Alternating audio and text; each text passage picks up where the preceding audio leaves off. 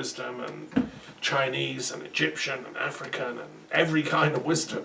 Let us converge in our peacefulness, in our wisdom abilities, not in our violence. This is the mistake made by all kshatriyas, all warriors throughout history, and I'm speaking as a druid and a Brahmin, which is the equivalent to a druid in the Vedic traditions, that non-violence is the only path for the sage. And I want humanity to grow up to a place of sageness and enlightenment.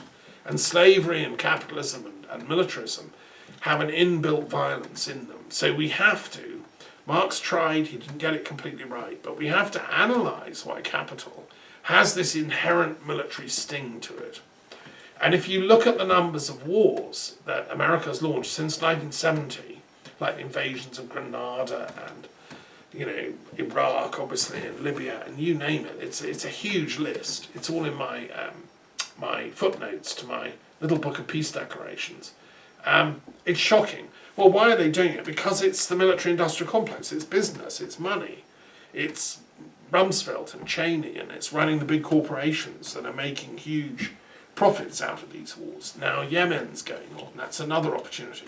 These people literally, capitalist little, kshatriya types, warrior types, see business as see war as a business opportunity. Well, my friends, that's beyond shocking. It just means that we've lost any kind of sense of morality and ethics and spirituality. And the joke is that the Americans pride themselves on being religious, yet they allow these people to run the country. No wonder America won't allow any actual religious teaching in their schools, because if they actually read this stuff, they'd realise that what these Cheneys and Bushes and Rumsfelds and Trumps are doing is completely against universal ethics.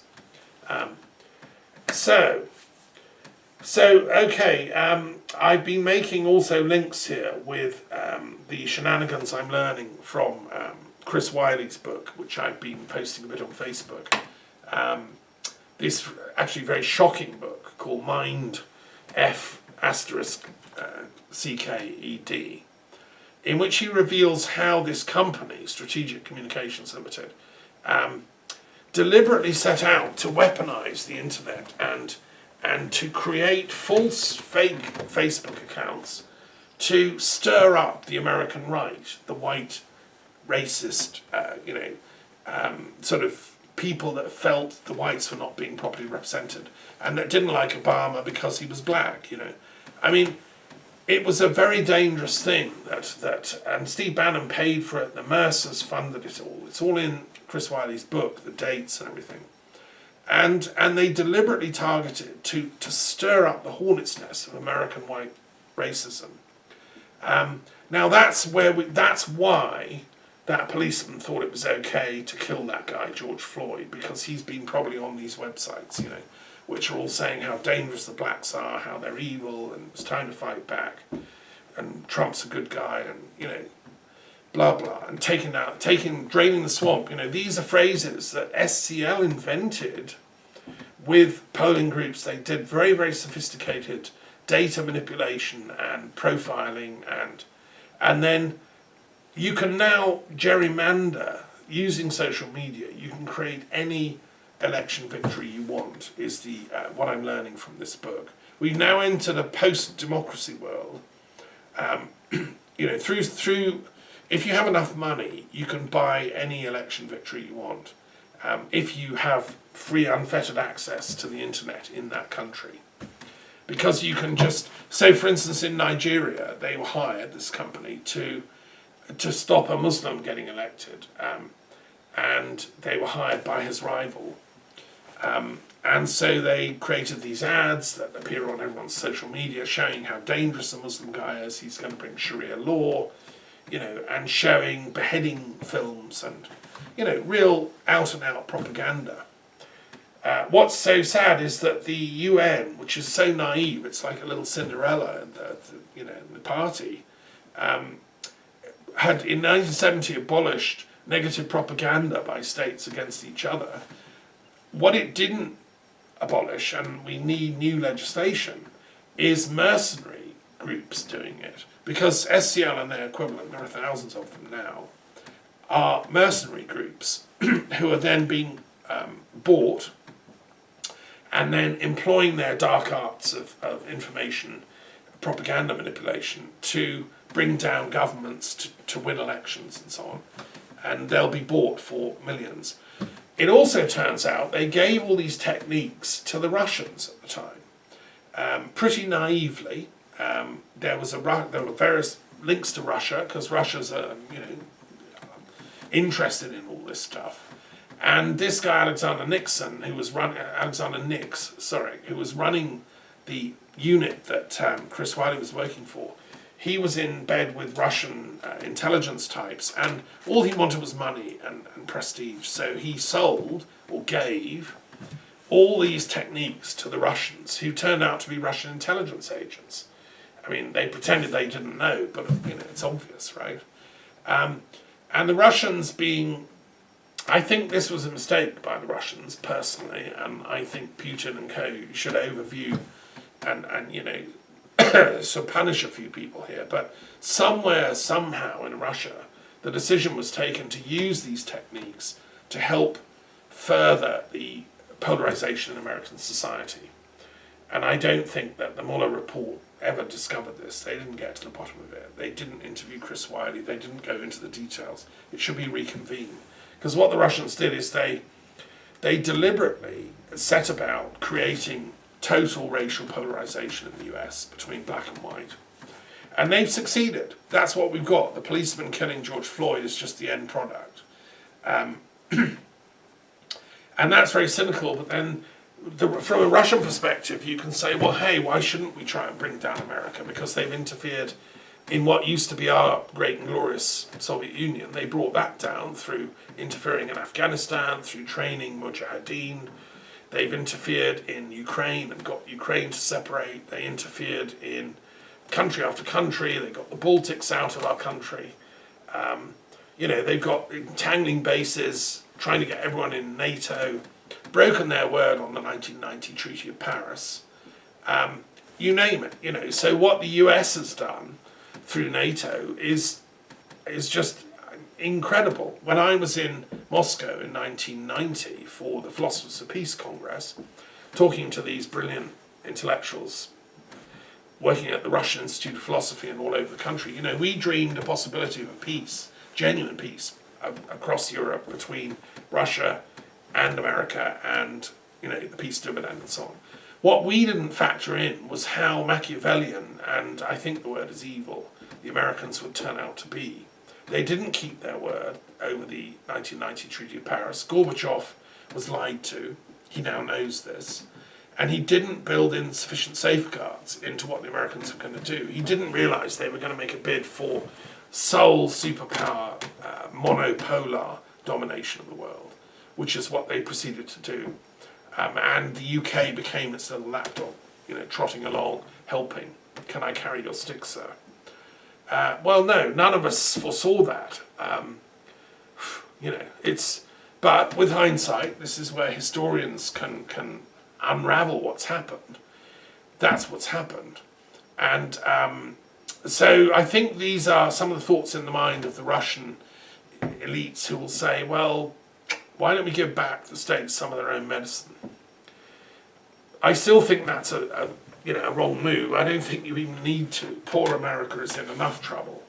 I don't think Lavrov would have sanctioned that. He's too clever and moral a person, I think, from what I can tell. I've not met him, but I've seen him in action.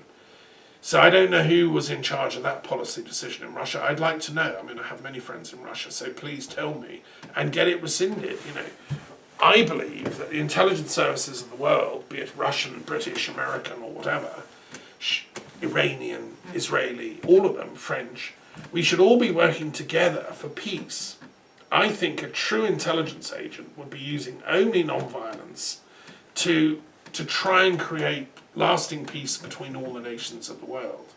That's what true intelligence is about, and preventing conflicts. These other kind of people that are causing conflicts and using the internet to then whip up racism and hatred and all that, that's not intelligence. They should be called nescient. I don't know what we should call them, unintelligent agents. But you see, if I was head of you know, whatever, UN intelligence, which would be nice. The UN needs an intelligence agency. By all means, I'll take the job. So does the European Union, by the way, because they've been attacked by, you know, everyone under the sun. But if I had any authority, I would sack the types that are creating conflict, and I would say, you know, you guys should be the good guys, stopping the guys that are creating the conflicts. So we need preemptive intelligence to bring down people like Bannon before they can succeed. I mean, his nefarious cronies, you know, we know some of them, Nix and so on. They've really destabilised Britain and America. So not only have they created racial hatred and warfare in America, but they've also created Brexit, which was a perfect storm of stereotyping, propaganda memes plastered all over Facebook and the internet about how evil Europe is, right? I mean, for God's sake, Europe, you know, which has its little anthem of the Ode to Joy written by Schiller, one of my heroes, which has blue flags with stars on it, which believes in love and amity and so on. I mean, poor old Europe, you know, and yet they managed to demonise it in the pay of the super rich Eton elites who really, you know, don't want their secret stashes in the Cayman Islands to be, you know, have to be revealed. I mean, these are the, you know, the elites that paid for the storm of hatred against Europe and the European Union. I'm ashamed as a British citizen, ashamed what I've seen at this blatant misuse of our cultural intelligence as British people. That means from all the parts of the UK, Scotland, Wales. I've lived in them all. I know them all. We should never have gone down that route of allowing people, a lot of them from not even from Britain. I mean, this guy Bannon has nothing to do with Britain. He doesn't understand what we stand for, which is truth, justice, love and honour. I mean, the guy stands for the complete inverse of all that, and he's brought Brexit into being, and Johnson and the worst, most stupid and most morally ignorant members of the Conservative Party have backed him. All the good ones of decency, like Dominic Grieve, are being forced out. Utterly scandalous, my friends. So anyway, yes, I'm really, I want to move on now, because that's the bad news.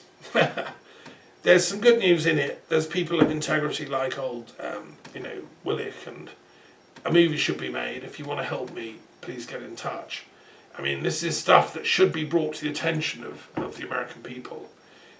And the German people, actually. It'd be very, very nice to see the German early democratic attempt to create a society of equals, then linking with the American project and telling this lost history, if you want. And if they'd have succeeded, if, let's just say Willich and his co had managed to fight the Prussians off, and Prussians had gone back and said, okay, well, we won't take over Germany then and do our Prussian thing. The whole history of the world would have been different. There'd been never a Franco-Prussian war in 1870. There would have been no World War I. There would have been no World War II and no Hitler. You know, we would have had like a Federal Republic of Germany since 1848. We would have had like a European Union probably by Victor Hugo. He could have become president of it in, I don't know, the 1880s or something. I mean, poor old Victor Hugo wanted that so badly. And so did the International Peace Bureau that was set up, and the in the 1880s, 90s, 1891 in Rome. Again, their treaty is in my Book of Peace Declarations. And so is the International Union of Associations, which was set up by Henry Lafontaine and Paul Otlet, two Belgian visionaries who wanted, again, the universal brotherhood of humanity based in Belgium. They thought they'd do it through bringing all the associations of the world, specialists, philosophers, physicists, chemists, you know, everyone into sort of a grand union of associations. Lafontaine was a socialist member of the Belgian Parliament for many years, and I think he was a Freemason. I mean, amazing visionary people. Well, they would have won, But instead, when World War One broke out and World War Two, you know, the Germans kept invading Belgium, and these poor people had to hide their books. Anyway, I want to move on and talk briefly about why Pentecost is important and what it means. It is the time of the Christian Church's calendar when we celebrate this very strange event that happened in the aftermath of the crucifixion, because there had been sightings of Christ, and the disciples had seen the resurrected Christ, but they didn't, they didn't really know what was going on. What was this? And then they're all gathered together. Let me find the passage. I just want to read it out. And and the Holy Spirit appears, and tongues of fire or flame appear on the heads of the disciples, and this is a most marvelous thing. And then they can speak in tongues. Now, what this symbolizes to me in the details of the text, I've commented on all Gospels. You can hear my commentary.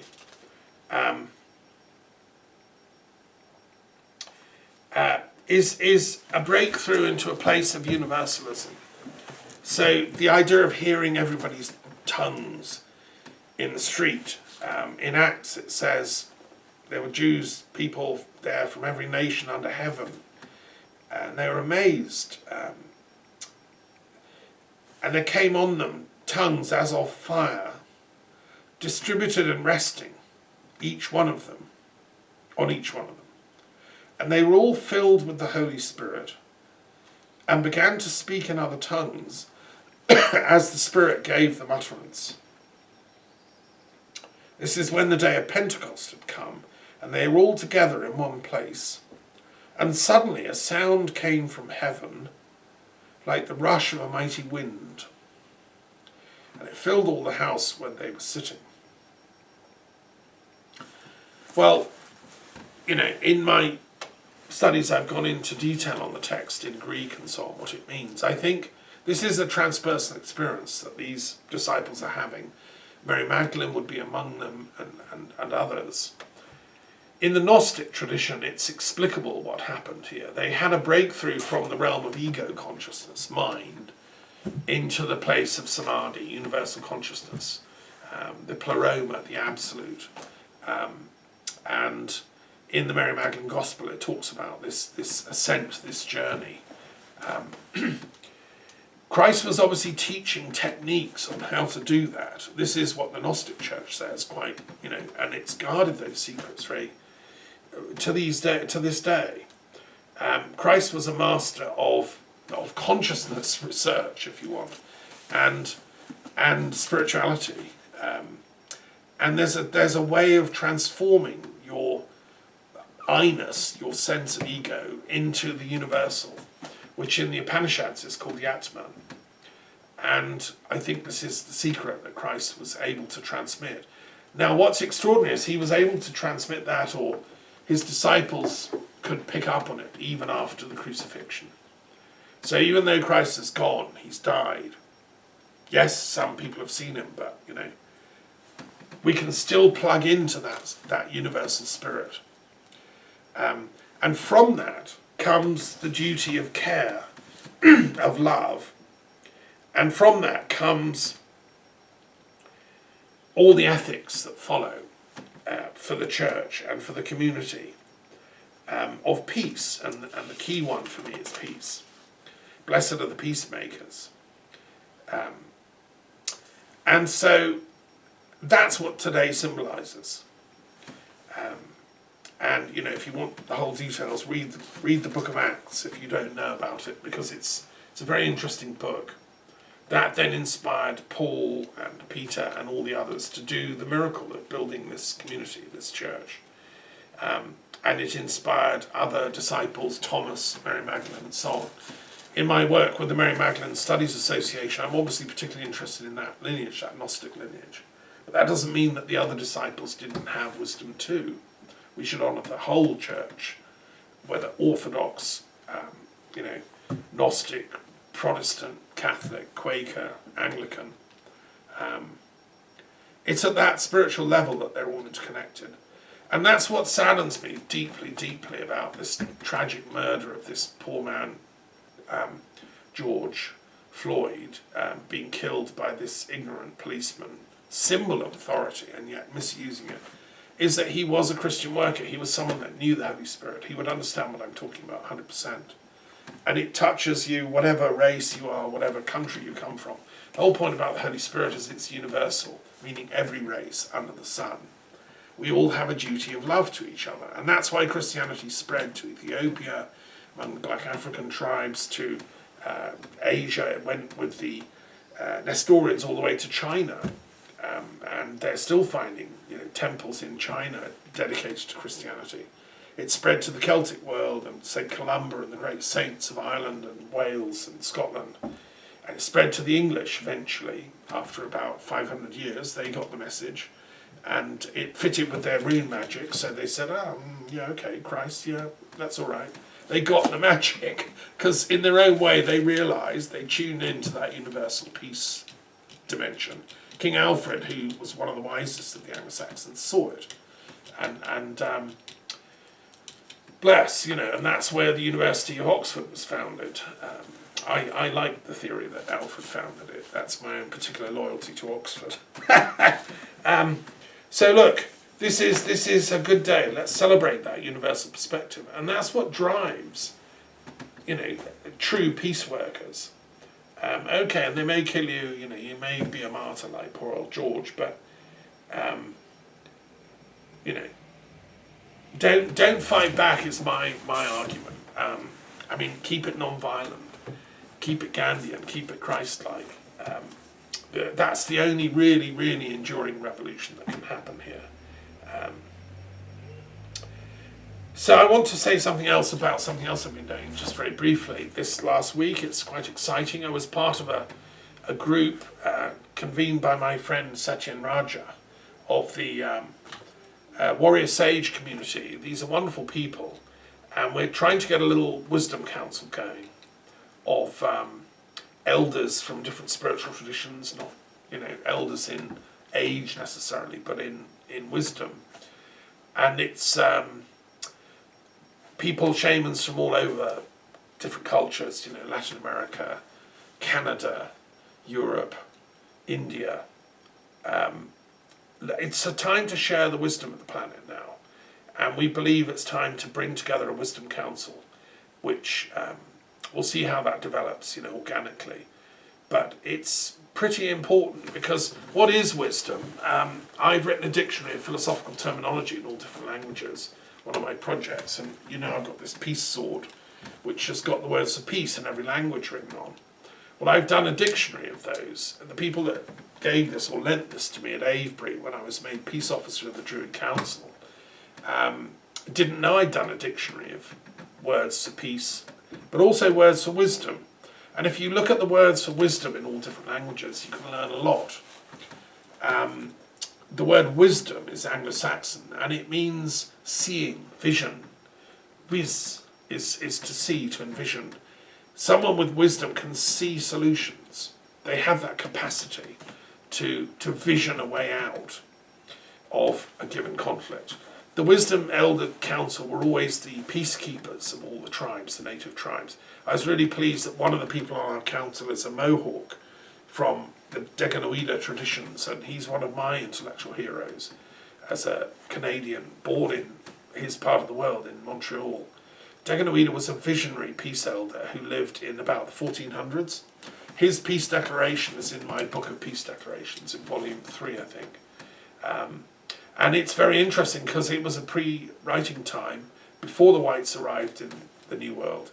And it was written on wampum beads, which were detailed little beads that they put on belts, and that's how they encoded the knowledge of the Peace Declaration, which has been handed down ever since, and these tribes still adhere to it. And it's a way of resolving conflicts between different tribes, and there's always problems arise.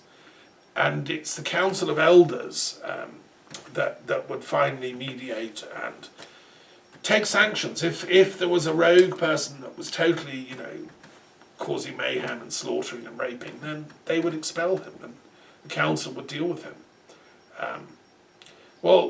We need a wisdom council for the whole planet, really. And so that's what we're trying to do. Now, it fits alongside other kinds of projects, and my dear friend Lama Gangchen, that just died recently, bless him, still working, I'm sure he's on the job, He was a bodhisattva, so he's not going anywhere in a hurry. So he wanted a religious assembly at the UN, a council of religious elders at the UN, representing all the faith traditions. And I wrote the foreword to his book about that. Well, it hasn't happened. One of the problems with the UN is, of course, that it is dominated in its Security Council and other deliberations by forces that maybe don't want religion to be honoured or recognised, and there's a tussle going on.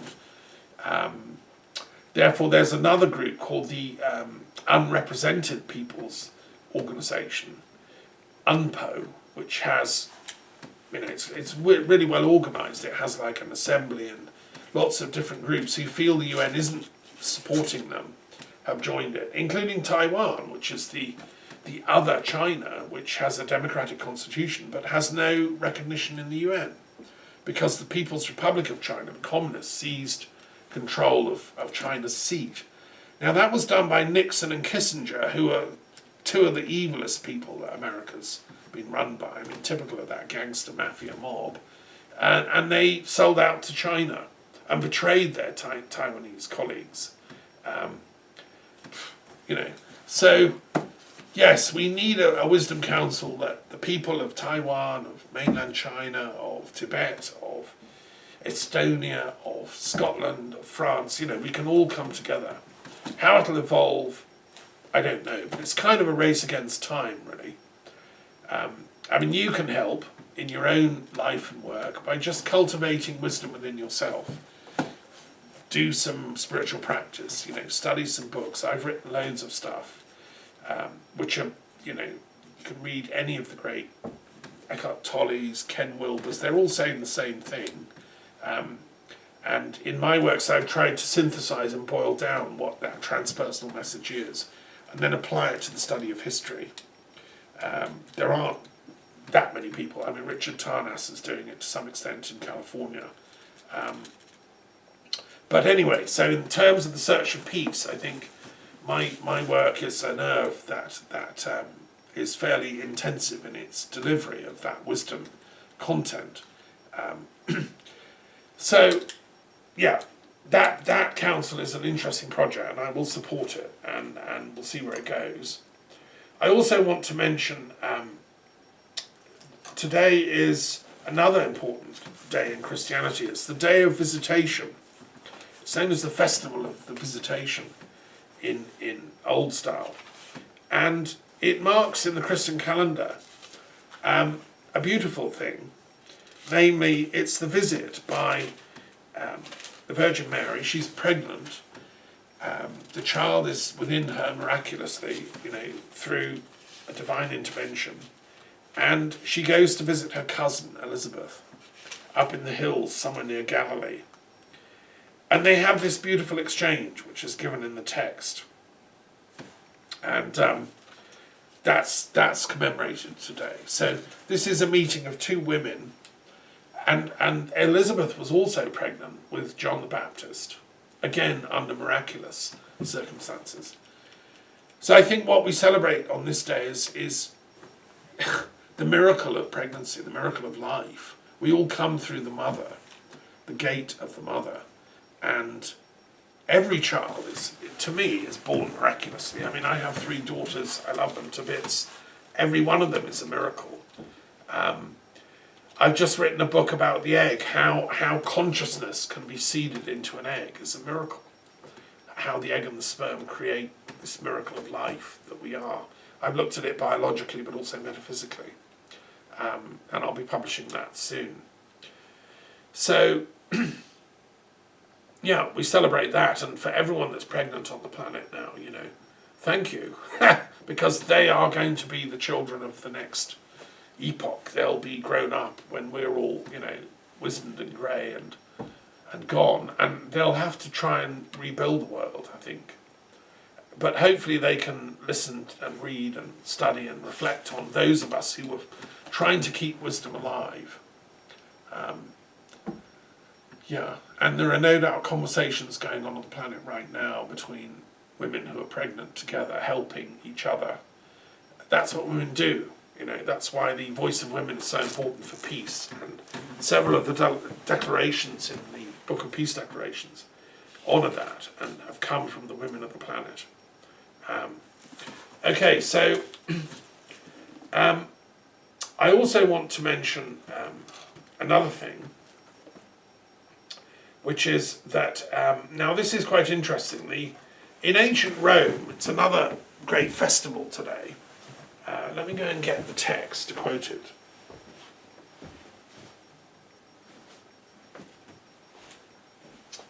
So in the ancient Roman calendar, and I'm a great fan of ancient Roman religion, and the work of Numa Pompilius. Some of you who may have read my Encyclopedia of Druid Studies, there's a huge entry on Numa Pompilius, who lived in about 700 BC. He was actually a Sabine from a city not far from Rome, and he was known for his piety and his intelligence, and so the Romans invited him to become king of Rome. He said, "I'll only do it if you let me reform your religion," which was lacking. The Romans were pretty barbaric and violent people, and they said, "Okay, go on then." So he became king of Rome, and he founded Roman religion. He made them, every day was a festival. Every day they had to worship some god or other, and they had to have their temples, and their priests had to be properly trained. They had to put away their weapons when there were religious ceremonies going on, and generally, you know, be good, pious people, like Druid types. And so that was what Numa did, and he got away with it.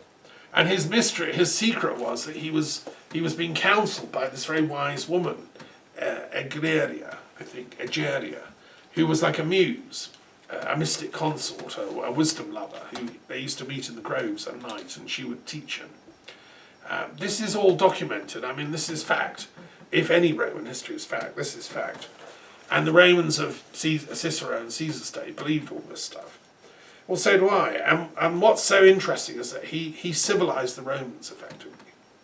And it's been touch and go ever since, because, you know, they keep forgetting his rules. They keep forgetting to be pious. And now it's the whole world. You know, they call Washington, D.C. the new Rome. Well, it's borderline whether it's civilized, actually. Anyway, today we celebrate a very important cycle of games that was called the secular games. And these took place only every 100 years. They were named after an Etruscan word, the seculi, which was a huge cycle of time. It only comes round every now and then. And the Etruscans, who were very knowledgeable and pious, they had links to the Druids, they could see the great cosmological spans of time, just as the Hindu sages could, with their kalpas and eras and so on. And the seculi was the science of meta-temporality in Etruscan religion, which they taught the Romans. And the Romans kind of didn't get the whole thing, but they got enough to know that time is quite big, and therefore you should have special games every 100 years called the secular games, or the secular games. What's very interesting is the word secular. When the Indians say they have a secular constitution,